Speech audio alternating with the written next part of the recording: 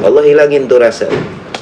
Gak bakal ada rasa nikmat, rasa enak, rasa asyik, rasa luar biasa di dalam hati seorang alim kalau tujuannya dunia. Itu yang paling minimal. Bagaimana maksimalnya ya? Na'udzubillah summa na'udzubillah. Allahumma sallimna insyaallah. Allahumma ba'idid dunya an qalbina. Ya Allah, jauhkan dunia dari hati kami. Ij'alid dunya fi aidina la fi qulubina. Jadikan dunia sebatas di kepalan tangan kami, jangan sampai merasuk ke dalam kalbu kami. Amin ya rabbal alamin. Itu paling minimal tuh. Orang alim yang tujuannya dunia, Allah cabut tuh kenikmatan munajatnya, asyik munajatnya, enak munajatnya dari hatinya.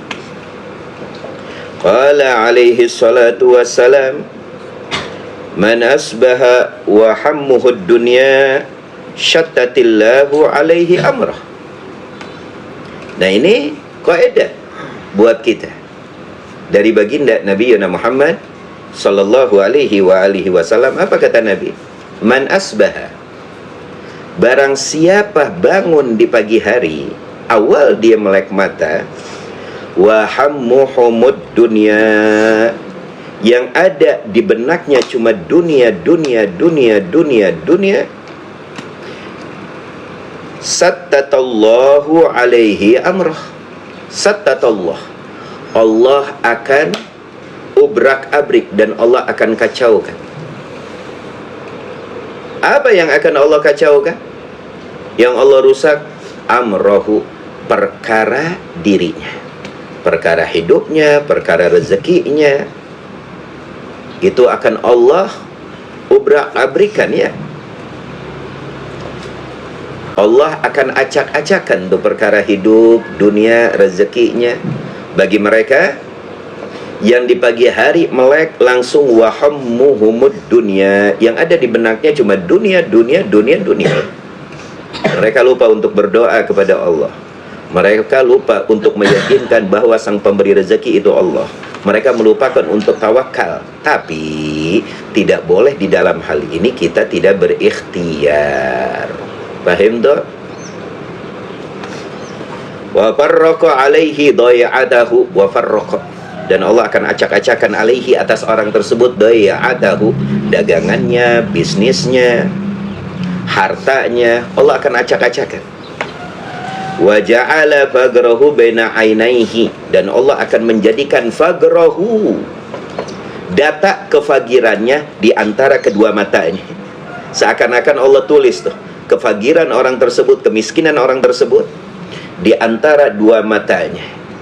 Allah, walam ya'tihi minad dunya illa ma kutiba lahu wala ya'tihi, dan tidak akan datang kepadanya atau tidak akan dihasilkan olehnya rezeki dari dunia illa kecuali ma kutiba lahu, yang sudah kutiba ditentukan lahu untuk orang tersebut.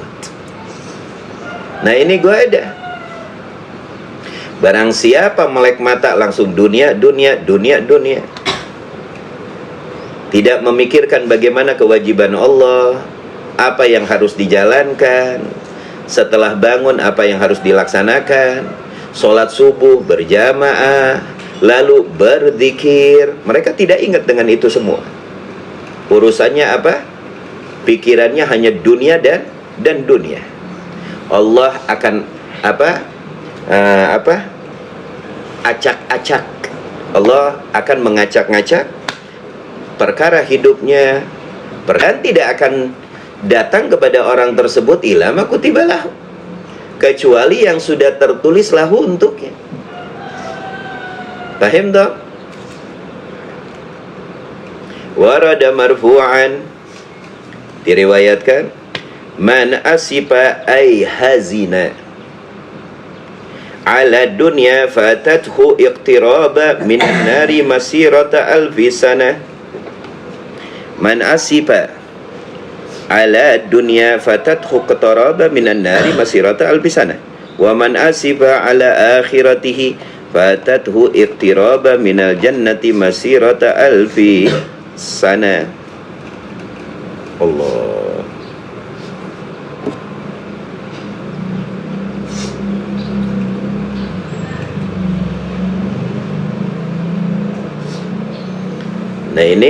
Diriwayatkan apa? Man asiba, barang siapa asif.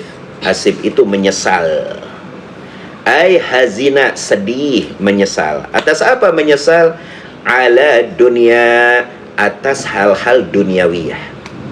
Barang siapa yang merasa menyesal atas hilangnya atau tidak dapatnya hal-hal duniawiyah, fatathu iqtiraba minan nari masirata alfisana, akan hilang bonus terhadap dirinya, mendekatkan dirinya apa? Dari api neraka selama 1000 tahun. Allah, dia akan hilang itu. Paham? Dan barang siapa yang menyesal ala akhirati, dan barang siapa yang menyesal sedih atas kehilangan akhiratnya ya, sedih terhadap akhiratnya, fatahtu iktiraba minal jannati masirata albisan. Qala sallallahu alaihi wasallam, checklist dulu.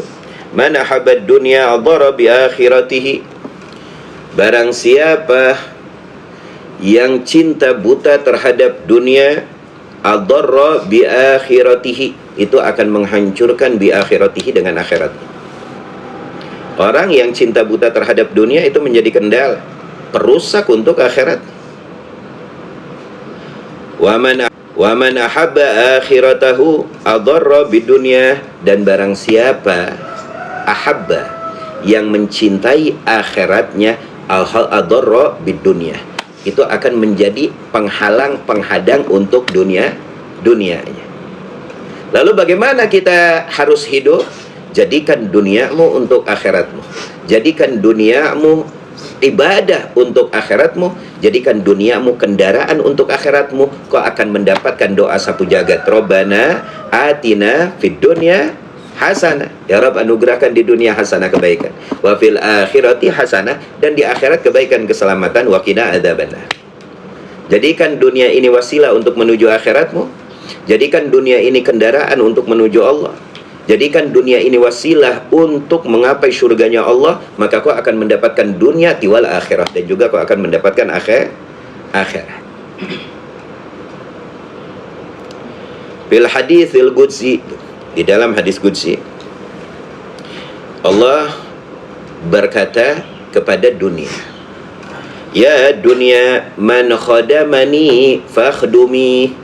Wahai dunia, kata Allah, man khadamani, barang siapa yang di masa hidupnya berkhidmah kepadaku, man khadamani, bagi mereka hamba-hambaku yang berkhidmah kepadaku, kata Allah berkata kepada dunia, fakhdumi, jadilah engkau budaknya. Wa man khadamaki fastakhdimi, kebalikannya. Wa man khadamaki, dan barang siapa yang berkhidmah kepadamu, menjadi budakmu, menjadi hambamu, wahai dunia, fastakhdimi, jadikan dia budakmu, wahai dunia. Ini perbedaan kedudukan antara langit dan laut ya, antara langit dan bawah sumur. Kalau kita menjadi khadam, hamba Allah, pembantu Allah, Allah akan jadikan dunia budaknya mereka. Tapi kalau mereka menjadi pembantu dunia, dunia akan menjadikan dia budaknya dunia. Kalau emang dunia aja sudah hina, bagaimana budaknya? Kalau emang dunia aja sudah tidak ada nilai, bagaimana budaknya? Allah. Maka hal yang paling indah itu, jadikan duniamu wasilah untuk akhiratmu. Paham tak? Jadikan duniamu wasilah untuk akhiratmu. Lama asa Adam baka alaihi kullu syai'in fil jannati illa dhahaba wal fiddah. Tuh. Ketika Adam asa, khilaf. Kita katakan di sini khilaf. Ketika Nabi Allah Adam khilaf memakan buah khuldi, apa yang terjadi? Baka alaihi, menangis alaihi, atas apa yang dilakukan oleh Nabi Allah Adam, kullu syai'in, setiap sesuatu, fil jannah, yang ada di dalam syurga. Semua yang ada di dalam syurga menangis. Tak kala Nabi Allah Adam khilaf memakan buah khuldi. Illa, ada perkecualian yang tidak menangis. Yang ada di dalam syurga apa itu? Adz-dzahabu wal fiddah, emas dan perak. Emas dan perak nggak menangis. Pohon apel menangis, pohon mangga menangis. Binatang-binatang yang ada di surga menangis. Hiasan-hiasan surga menangis. Kecuali zahab wal fiddah, kecuali emas dan perak nggak menangis. Ada apa dengan emas dan perak? Fa'awhallahu ta'ala ilaihima, lalu Allah mewahyukan ilaihima, kepada emas dan perak. Apa Allah katakan di dalam wahyunya? Lima la tabkiyani ala Adam, kenapa engkau wahai emas dan perak tidak menangis ala Adam, terhadap Nabi Allah Adam alaihi salam? Faqala musanna, emas dan perak tersebut berkata kepada Allah, la nabki ala man ya'sik. Tuh, la nabki. Kata emas, kami tidak akan nangis ala man ya'sik, atas siapapun yang bermaksiat kepada engkau wahai Allah. Faqalallahu ta'ala, lalu Allah berkata, wa izzati wa jalali la ja'alanna qimata kulli syai'in bikuma wa la aj'alanna bani Adam khadaman lakuma. Lalu Allah katakan, tak kala emas dan perak berkata seperti itu, aku tidak akan menangis kepada siapapun yang bermaksiat kepada engkau wahai Allah. Lalu Allah memberikan anugerah kedudukan kepada emas dan perak. Apa kata Allah? Wa izzati, dengan kemuliaanku, wa jalali, dan dengan keagunganku, kata Allah, la aj'alanna, akan aku jadikan engkau wahai emas dan perak, qimata kulli syai'in, yang paling mahal, kulli syai'in, terhadap segala syai'in, sesuatu, bikuma, menjadi gimah, mata uang, menjadi apa? Poros di dalam kehidupan manusia, yaitu emas dan perak. Sekarang nyata apa tidak? Nyata apa tidak? Hal yang paling mahal emas dan perak. Yang tidak pernah turun, emas dan perak. Yang cepat naiknya emas dan perak. Yang membuat orang berkilau, emas dan perak. Luar biasa. Dari zaman dahulu kala, mata uang jual beli, dinar dan dirham, emas dan perak. Dijadikan emas dan perak sesuatu yang berharga di dalam kehidupan manusia. Wala aj'alanna bani Adam khadaman lakuma, dan akan aku jadikan Bani Adam, anak keturunan Adam, khadaman lakuma, pembantu bagi engkau wahai emas dan perak. Terjadi apa tidak? Dunia mana, negara mana, manusia mana yang tidak silau dengan emas dan perak? Dunia mana, negara mana, manusia mana yang tidak rebutan dengan emas dan perak? Bahkan emas dan perak menjadi barometer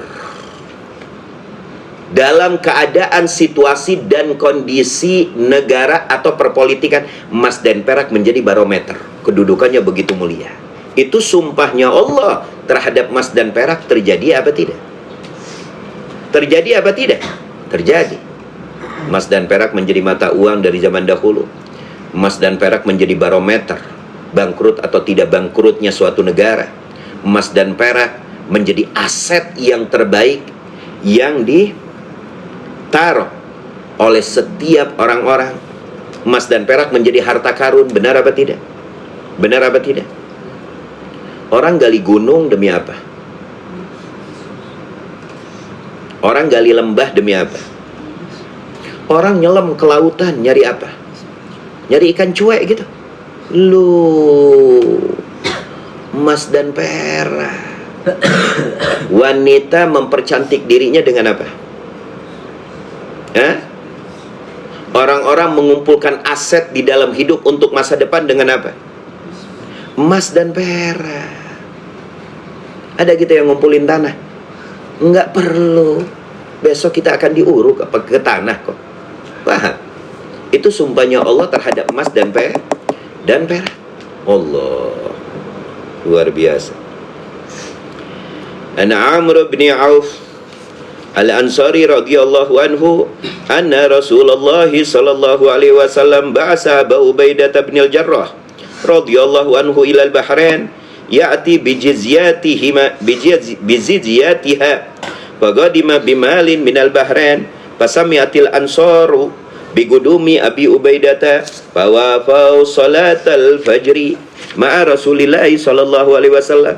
Falamma shalla Rasulullah sallallahu alaihi wasallam insarafa fata'arradu lahu fatabassama Rasulullah hina ra'ahum thumma qala adunnukum sami'tum anna Ubaidah qadima bi syai'in minal Bahrain faqalu ajal ya Rasulullah faqala abshiru wa ammilu ma yasurrukum fa wallah mal faqra akhsha alaikum walakinni akhsha an tubsatud dunya alaikum kama busitat ala man kana qablakum patanapasuha kama tanapasuha patuhlikakum kama ahlakathum. Ini hadis riwayat menceritakan Rasulullah mengutus Abu Ubaidah ibnul Jarrah ke Bahrain untuk mengambil jizyah. Jizyah itu pajak. Yang sudah belajar igna ada babul jizyah, untuk membayar pajak bagi mereka non-muslim sehingga hidup aman di negeri muslim. Dulu pajak untuk mereka, umat Islam tidak dipajak. Lalu Abu Ubaidah kembali ke kota Madinah. Setelah kembali ke kota Madinah, Al-Ansar, sebagian para sahabat Al-Ansar mendengar Abu Ubaidah sudah kembali ke mana? Ke kota Madinah. Lalu mereka berbondong-bondong sholat subuh berjamaah dengan Nabi, karena mendengar Abu Ubaidah sudah datang membawa sesuatu. Usai melaksanakan sholat subuh insarafu, mereka bubar. Lalu ditanya oleh baginda Nabi Muhammad sallallahu alaihi wasallam tu hina ra'ahum, ketika Nabi Muhammad melihat mereka, summa qala, Nabi berkata apa? Adunnukum sami'tum adunnukum, aku berprasangka kepada kalian, sami'tum, bahwa kalian telah mendengar anna Ubaidata, sesungguhnya Sayyidina Ubaidah ibnul Jarrah Godima telah datang bisyai'in minal Bahrain, dengan sesuatu minal Bahrain, dari kota Bahrain. Jadi Nabi menegur mereka, kalian menunggu dan telah mendengar Ubaidah ibnul Jarrah telah kembali ke Madinah dan membawa sesuatu. Faqalu, lalu mereka sebagian sahabat Ansar berkata, ajal ya Rasulullah, na'am, iya ya Rasulullah, aku telah mendengar Abu Ubaidah telah kembali dari Bahrain dan membawa sesuatu, yaitu membawa apa? Pengambilan pajak dari non-muslim di wilayah tersebut. Faqala, lalu Nabi berkata, ini tarbiyah dari Nabi untuk para sahabat dan untuk kita selaku umatnya. Abshiru, kabar gembira untuk kalian. Wa ammilu, perhatikan pula untuk kalian.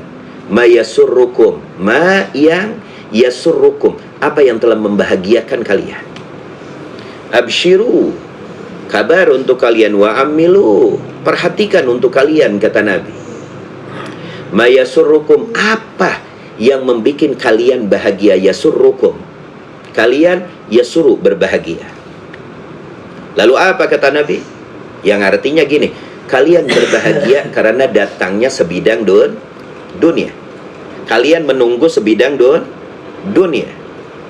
Lalu Nabi ingin mendidik mereka dan mendidik umatnya. Fawallah, demi Allah kata Nabi, mal faqru akhsha alaikum, bukan kefakiran, kemiskinan, kekurangan ekonomi, akhsha alaikum, yang aku takutkan atas kalian, kata Nabi.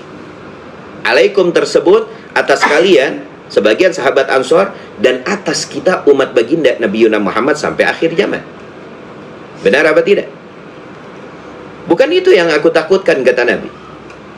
Akan tetapi walakinni, kata Nabi, akan tetapi aku akhsha, takut, antub satu dunia, diluaskan dunia atau ditumpah ruahkan dunia alaikum kepada kalian, kama busitot, kama seperti busitot, ditumpah ruahkan dunia ala mangkana qablakum, atas mereka qablakum, umat sebelum kalian. Fatanafasuha, mereka tergiur, terpesona dengan dunia tersebut. Kama tanafasuha, seperti mereka terpesona dengan dunia tersebut. Fatuhlikakum, maka dunia tersebut akan menghancurkan kalian, menghancurkan akidah kalian, menghancurkan iman kalian, menghancurkan takwa kalian. Kama ahlakathum, kama seperti Allah hancurkan hum, mereka, umat-umat terdahulu, karena terbedaya, terpesona, terkecoh dengan dunia. Karena mereka mengambil sisi dunia untuk menikmati dunia, bukan mengambil sisi dunia untuk dijadikan wasilah akhirat, untuk dijadikan kendaraan menuju Allah Subhanahu wa ta'ala. Allah hancurkan mereka, imannya Allah hancurkan, Allah turunkan adab dan musibah. Jangan sampai kalian seperti mereka. Nah, ini dars, pelajaran dari baginda Nabi Muhammad, tarbiyah untuk sebagian para sahabat dan untuk kita umatnya sampai hari kiamat. Bagaimana kita memahami dunia dengan detail. Dengan detail kita memahami dunia. Allah, luar biasa. Masya Allah, tabarakallah.